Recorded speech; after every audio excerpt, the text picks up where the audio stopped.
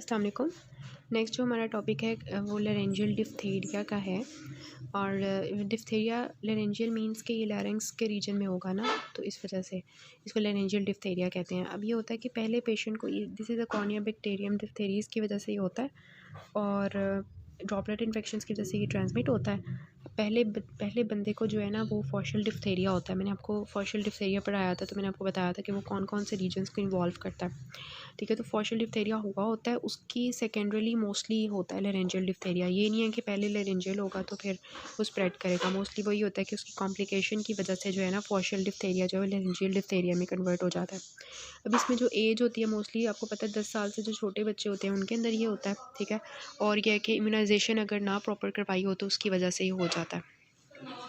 अब ये बैक्टीरिया करता क्या है कि कॉर्निया बैक्टीरियम डिप्थीरिया जो है ये एक एक्सोटॉक्सिन रिलीज़ करता है, जो एक्सोटॉक्सिन ए होता है, एक्सोटॉक्सिन बी होता है। और ये क्या करते हैं, ये प्रोटीन सिंथेसिस के साथ इंटरफेयर करता है, जिसकी वजह से क्या होता है कि सेल की जो प्रोटीन्स होती हैं वो प्रॉपर नहीं बनती, तो वहाँ पे नेक्रोसिस स्टार्ट हो जाती है। ठीक है, तो ये लैरिंग्स का आपको रीजन दिखाया हुआ है, ट्रू वोकल कॉर्ड्स का एरिया है, ये फॉल्स वोकल कॉर्ड्स का एरिया है। और यहाँ पे देखें इसने जो है सूडो मेम्ब्रेन बनाई होती है इस तरह करके ना वोकल कॉर्ड्स के ऊपर। तो ये वाला हमारे पास प्रॉब्लम क्रिएट होता है इसमें। तो ये आपको किस कलर की मेम्ब्रेन नज़र आ रही है? ग्रेइश वाइट कलर की नज़र आ रही है। ठीक है, अब इसके क्लिनिकल फीचर्स क्या होंगे? जनरल सिम्टम्स यही होंगे ना कि पेशेंट को जब भी कोई बैक्टीरिया आता है तो वो फीवर करवाता है, सोर थ्रोट करवाता है, मलेज करवाता है। इसके अलावा अगर लेरेंजियल सिम्टम्स करवाएंगे तो ये वाली इस कंडीशन को देख के बताएं कि वो प्रॉपरली बोल सकेगा, नहीं बोल पाएगा। ठीक है, तो हॉर्स वॉइस होगी, तो हॉर्सनेस ऑफ वॉइस होगी, उसको क्रूपी कफ होगी उसकी। ठीक है, बार्किंग कफ होगी और इंस्पिरेटरी स्ट्राइडर होगा बच्चे को। ठीक है, तो ये जो इंस्पिरेटरी स्ट्राइडर है, बार्किंग कफ है, ये हमने पीछे भी देखी थी ना उसमें ग्रुप के अंदर, तो उसके साथ आपने कंफ्यूज नहीं करना, सारे क्लिनिकल फीचर्स देख के फर्दर जाना है। ठीक है, डिस्निया होगा और एयरवे ऑब्स्ट्रक्शन हो जाएगी। मेम्ब्रेन आपको कौन से कलर की मिलेगी? ग्रेइश वाइट मिलेगी। ठीक है, और अब अगर आप इसको रिमूव करोगे तो इसमें से ब्लीडिंग होगी। ठीक है, और सर्वाइकल जो है हमारे पास लिम्फेडिनोपैथी हुई होगी, वो मैं आपको दिखाती हूँ आगे। देखें इस तरह की पेशेंट की पेरेंट्स होगी। ठीक है, फीवर के साथ होगा, सोर थ्रोट होगा, मलेज होगा और हॉर्स वॉइस होगी, क्रूपी कफ होगी, ये सब कुछ। और मेम्ब्रेन हमने देख लिया किस तरह की हमें मिलेगी। ठीक है, इस तरह से हम उसका थ्रोट की एग्जामिनेशन करेंगे तो हमें मेम्ब्रेन नज़र आ रही होगी अंदर, और फिर उसके अंदर से हम लेरिंग्स को भी देखेंगे।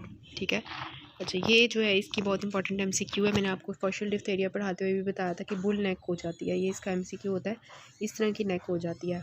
ठीक है, जब सर्वाइकल लिम्फेडिनोपैथी होती है ना उसकी वजह से।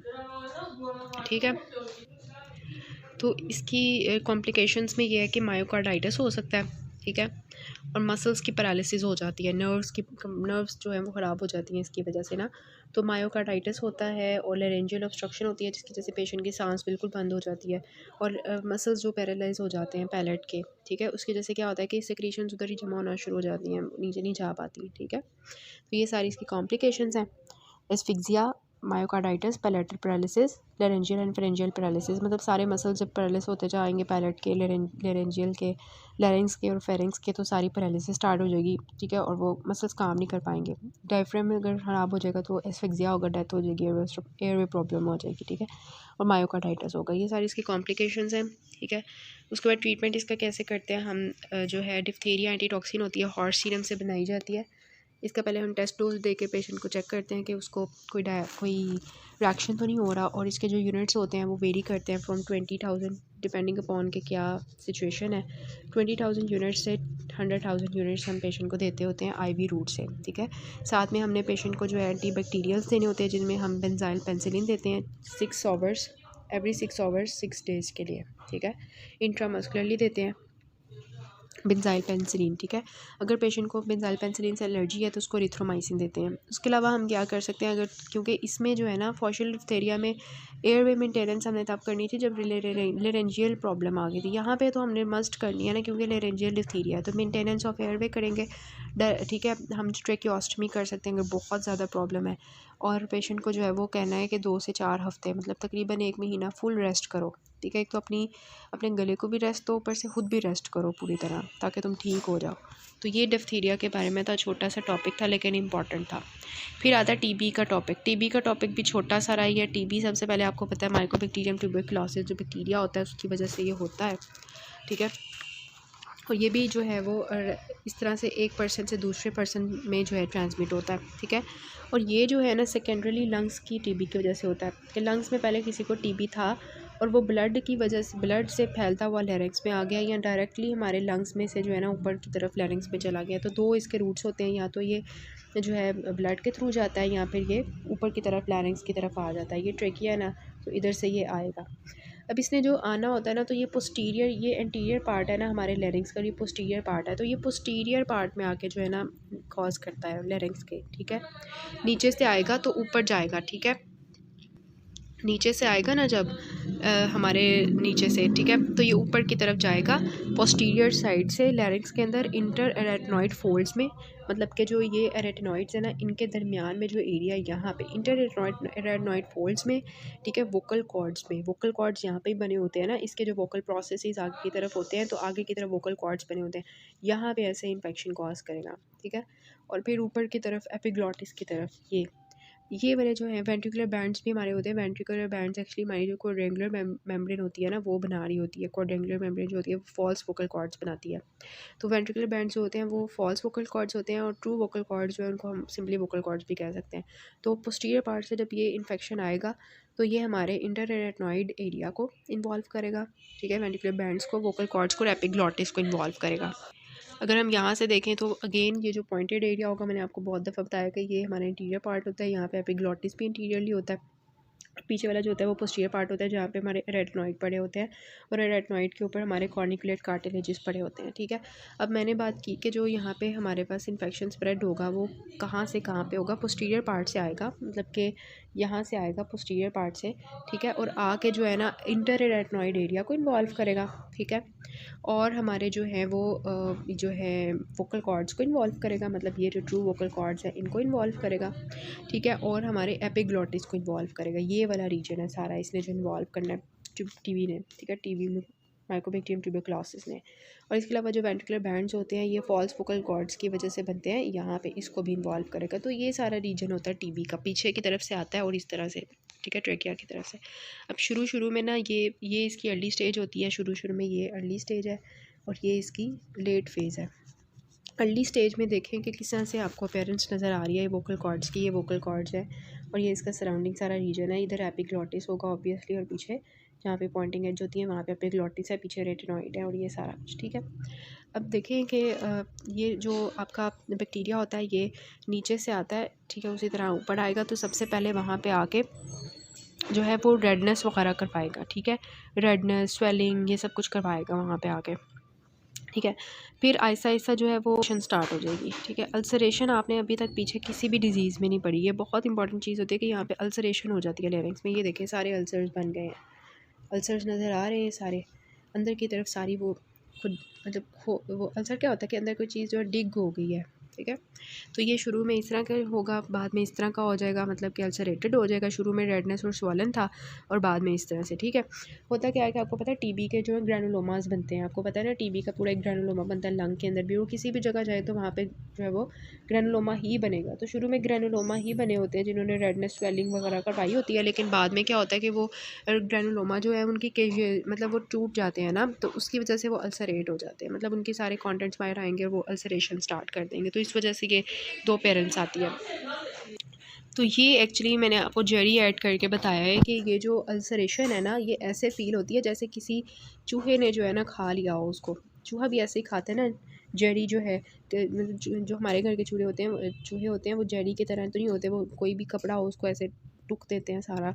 और इसी तरह हमारे जो लैरिंग्स होता है उसको इस तरह से माउस निबल्ड पेरेंट्स कहते हैं, इससे ऐसे लगता है किसी चूहे ने जो है ना उसको खुदर दिया पकड़ के, ऐसी अल्सरेशन होती है, ठीक है, माउस निबल्ड पेरेंट्स, ठीक है। ये आपकी बुक में इसका वर्ड लिखा हुआ है, वहाँ पे देख लीजिएगा। तो क्लिनिकल फीचर्स में हम जब पेशेंट की जो है वो तो हॉर्सनेस वगैरह तो उसको हो रही होगी, ठीक है, और वो हिस्ट्री भी देगा कि मुझे टीबी था और इस तरह से, अगर ठीक है, और कभी कभार तो उसको कान में भी साथ में दर्द हो रही होती है, उसे खाया हुआ कुछ भी नहीं जा रहा होता। तो ऐसे बंदे की जब हम करवाते हैं लैरेंजियल एग्जामिनेशन, तो उसमें यही मिलता है ना हमें कि हाइपरडीमिया होगा, वोकल कॉर्ड्स का स्वेलिंग हुई होगी, ठीक है, वोकल कॉर्ड्स का हाइपरडीमिया होगा, जो हमारे इंटर एरेटनॉइडी रीजन है, वहाँ पे हमारे पास स्वेलिंग हुई होगी, ठीक है, अल्सरेशन होगी, लेटर स्टेजेस में माउस नेबल्ड अपेरेंस मिलेगी हमें, ठीक है, और ग्रैनुलेशन टिश्यू हमें मिल सकता है वहाँ पे इंटर एरेटनॉइड रीजन में, ग्रैनुलोमास में मिल सकते हैं। और इसके अलावा जो है सराउंडिंग मिकोज़ा जो है वो सारा पेल होगा, देखेंगे बाद में पेल हो जाता है सारा सराउंडिंग रीजन, ठीक है, शुरू में रेड था उसके बाद पेल हो गया। अच्छा, अब आता है ये वाला, ये देखें, पहले तो हमने माउस निबल्ड अपेरेंस देखी है ना, अब ये देखें ज़रा, अब ये इसमें ये एपिग्लोटिस है। एपिग्लोटिस जो होता है ना, ये सूडो एडिमा होता है इसका। सूडो एडिमा मीन्स के एडिमा में तो फ्लूइड होता है ना, लेकिन यहाँ पे सूडो एडिमा होता है, मीन्स दैट फ्लूइड नहीं है, लेकिन वहाँ पे ऐसे लग रहा है जैसे एडिमा हुआ हुआ है।